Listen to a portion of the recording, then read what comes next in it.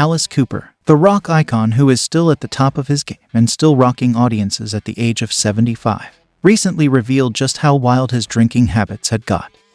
Alice, who has lost many fellow musicians and friends to substance abuse, including Jim Morrison and Keith Moon, talks about how out of control his drinking had become, and the eye-opening moment when he realized things had spiraled out of control. I have fond memories of these people. Yeah. But I was not surprised when Jim Morrison died.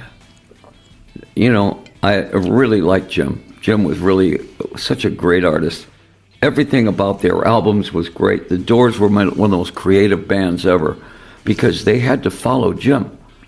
Here's these three guys that Jim would go off on a tangent on This Is the End or When the Music's Over, and they would just follow him. They never knew where he was going with this, but musically they'd follow him. I always thought that was really one of the most amazing things ever, how this band could do that, you know. And same with Jimi Hendrix. We were in the golden age of real geniuses, you know, but they were all extremely self-destructive. You know, everybody thought, well, I'll live through this. I can live through this. I mean, I was destined for that 27-year-old. Luckily, I got married at 27. I was in a very dangerous zone because I didn't know when to stop. And to me, everybody had a formula for how their success worked. And I didn't realize this till later. When I had to actually use it on somebody else, I'd say, hey, I'm drinking and I'm making hit records. And I'm never missing a show. And I can do television and make Johnny Carson laugh. And I can do all this stuff. And the drinking was just part of my formula. Internally, it was killing me, though. I wasn't sick, but, you know, it was doing its magic with my pancreas, with everything else going on there.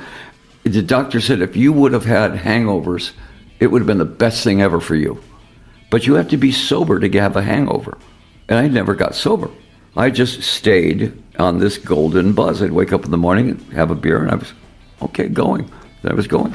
You know, but I never saw the problem until the middle of the Welcome to My Nightmare show, when alcohol became not alcohol, it became medicine. It became my way of dealing with the press. I had 8 interviews to do and then a show that night. So I would sit and I'd sip whiskey and Coke, probably with you, you know, back in those days. And it worked, and it worked. And it worked, and it worked till the middle of the Nightmare tour, which was the most exhausting tour ever, because that show was just exhausting. I'd get ready to go look at the show, and I'd look at my costume. It was not fun then. It was the first time it wasn't fun. And I just put it up to the fact of too much touring. It was the alcohol that was, I knew I had to drink in order to put that costume on and put that makeup on. And that combination, and that, I guess it was more of a ritual. I saw myself dying a little bit every night on stage. And I didn't see an end to it. That's not a hard achievement for God.